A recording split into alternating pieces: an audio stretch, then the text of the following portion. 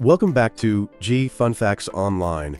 Today, we are taking a deep dive into a mystery that remained unsolved for 2,000 years, hidden in the mist-shrouded valleys of southern Oman. It is a story that combines archaeology, linguistics, ancient myths, and the cutting-edge science of code breaking. We are going to talk about the Dhofar Code. If you were to travel to the Dhofar region of Oman, specifically to a place called Wadi Darbat, you would witness something that seems impossible on the Arabian Peninsula. While the north is dominated by endless arid sands, this specific region undergoes an annual miracle. The monsoon, known locally as the Kharif, sweeps in from the Indian Ocean. It turns the limestone cliffs into cascading walls of emerald green and feeds waterfalls that drop into turquoise pools. The air is heavy with moisture, and the landscape is often veiled in fog. But for centuries, travelers and locals who walked through these valleys noticed something else. Etched into the walls of caves and carved onto the boulders of dry riverbeds were strange markings. These were painted in red pigment, using red ochre and animal fat. To the untrained eye, they looked like doodles. There were snake-like squiggles, geometric diamonds, and trident shapes. They were clearly a script, but they matched no known alphabet in human history.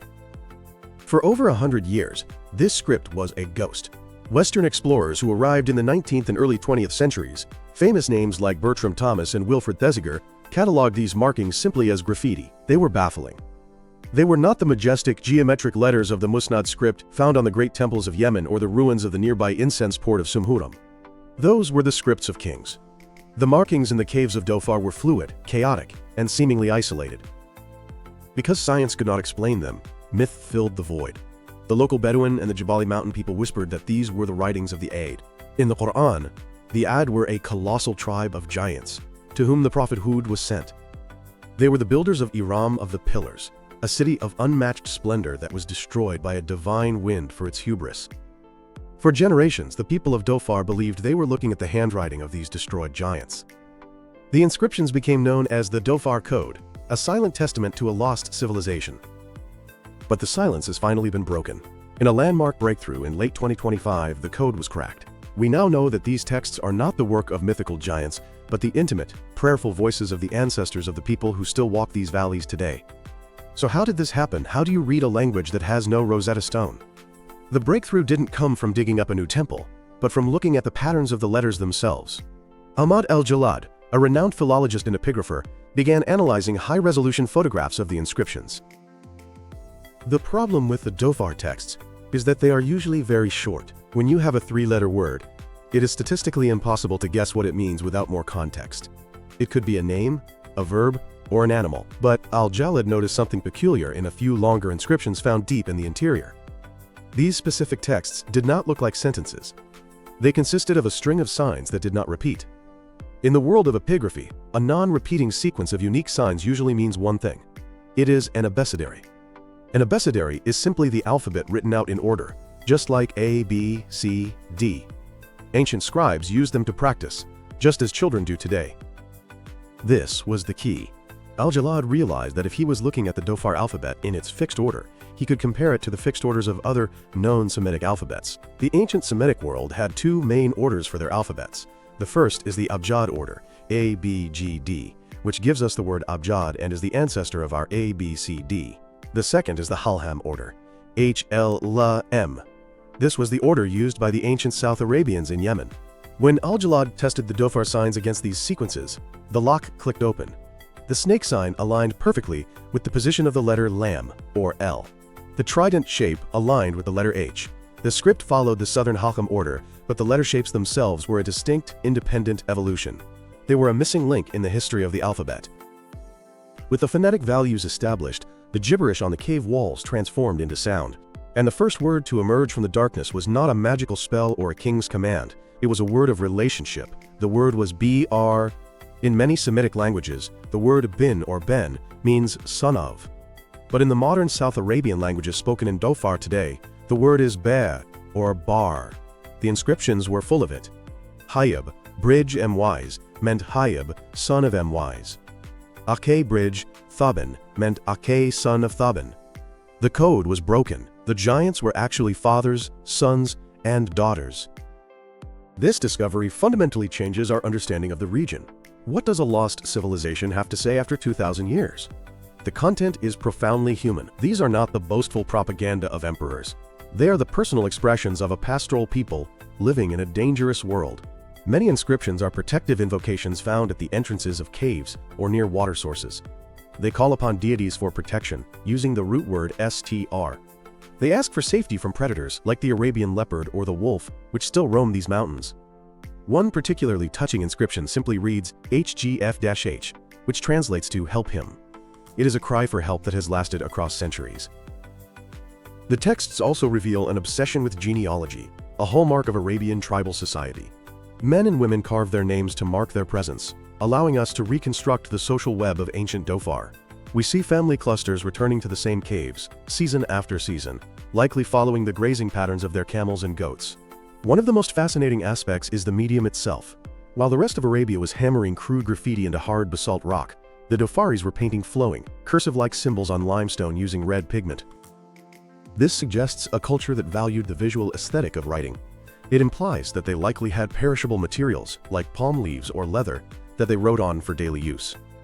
Those materials have rotted away, leaving only the cave paintings as the surviving hard drives of their culture. But perhaps the most significant revelation is that this language is not actually dead. For decades, linguists have studied the Modern South Arabian Languages, or MSAL. These are 6 small languages spoken in Oman and Yemen, including Mehri, Shehri, and Sokotri. It is crucial to understand that these are not dialects of Arabic. They are independent Semitic languages, as different from Arabic as French is from Spanish. They retain ancient sounds that Arabic lost over 1,000 years ago. When the Dhofar script was deciphered, the language that emerged was clearly the ancestor of these modern languages. For the speakers of Mehri and Shehri, this is a massive vindication. They have long maintained that they are the indigenous people of this land, with a history predating the arrival of northern Arab tribes. The inscriptions prove them right. When a modern Shehri speaker says "bear for son," he is using the exact same word his ancestor painted on a cave wall in Wadi Darbat 2,000 years ago. The Dhofar script is the missing body to the living soul of these languages. We also cannot separate the script from the land and the economy. The people who wrote these texts were living in the epicenter of the most important trade network of the ancient world, the frankincense root. The Boswellia sacra tree, which produces the aromatic resin, grows only in this specific microclimate. In the ancient world, frankincense was more valuable than gold. The writers of the Dhofar inscriptions were the harvesters of this white gold. Imagine a shepherd in the high plateau of the Najd, watching his herd grazing among the gnarled frankincense trees. He takes a break in the shade, mixes a bit of red pigment, and paints his name in a prayer for rain. Meanwhile, down the precipitous escarpment, caravans are loading the resin onto camels to trek to the Mediterranean, and ships at the port of Sumhuram are setting sail for India. The inscriptions reveal a distinction between the locals and the international merchants. The coastal cities used the international Musnad script for receipts and temple dedications. But up in the hills, the people stuck to their own script. It was a mark of identity, a way of saying we are the people of the mountains. This decipherment also forces us to reevaluate the legends of Ubar, the so-called Atlantis of the Sands. In the 1990s, when the site of Shizur was identified as a candidate for Ubar, the media went wild with stories of a magical city. The Dhofar inscriptions found near Shizur do not reveal a city of giants or magic. They reveal a pragmatic network of water management and tribal alliances. The pillars of Iram mentioned in the legends might well have been the wooden supports of trade structures, or the natural limestone formations of the caves. The reality is more impressive than the myth. The survival of these people in such a harsh environment, managing water and maintaining a distinct cultural identity for millennia, is a feat of human resilience. The giants of Dhofar were giants of survival. For the Sultanate of Oman, this is a cultural milestone. Steps are now being taken to protect the painted caves, which are vulnerable to vandalism. There is a push to integrate this history into textbooks, so children in Salah can learn that their ancestors had their own alphabet. And for the endangered modern South Arabian languages, this is a lifeline. Seeing their language in an ancient script gives young speakers a sense of pride and historical weight. In a quiet cave in Wadi Darbat, there is a small inscription that roughly translates to, "Thea grant safety to him and his camels." It is a simple request, but deciphering it has collapsed the distance between us and the past. We no longer see a mysterious alien symbol. We see a man worried about his livelihood, looking up at the sky and leaving a mark of his hope. The Dhofar Code has not revealed hidden gold or magical technology.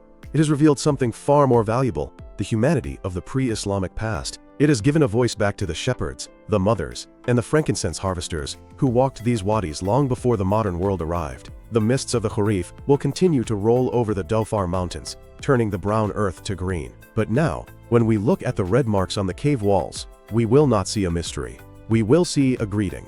Thanks for listening to Fun Facts Online.